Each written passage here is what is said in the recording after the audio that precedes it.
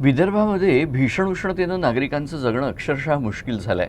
नागपूरसह संपूर्ण विदर्भासाठी भारतीय हवामान विभागानं उष्णतेच्या लाटेचा इशारा जारी केला असून येत्या काही दिवसात पारा आणखी वाढण्याची शक्यता वर्तवण्यात आली आहे।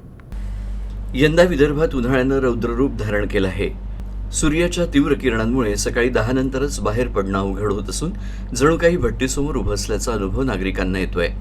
भारतीय हवामान विभागाच्या नागपूर केंद्रानं नागपूरसह विदर्भातील सर्व जिल्ह्यांसाठी हीट वेव्ह घोषित केली आहे।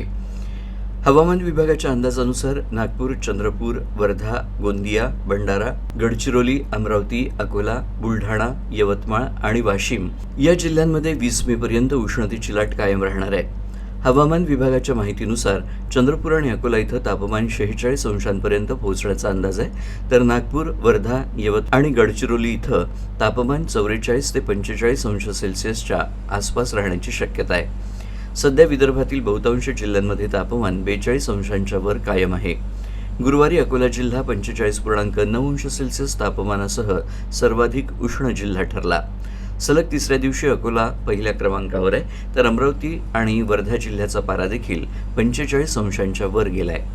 अकोला 45.9 अंश सेल्सिअस, अमरावती 45.2 अंश सेल्सिअस, बुलढाणा 41.5 अंश सेल्सिअस, चंद्रपूर 42.8 अंश सेल्सिअस, गडचिरोली 42 अंश सेल्सिअस, गोंदिया 41.2 अंश सेल्सिअस, नागपूर 44 अंश सेल्सिअस, वर्धा 45.5 अंश सेल्सिअस, वाशिम 43.4 अंश सेल्सिअस आणि यवतमाळ 43.6 अंश सेल्सिअस।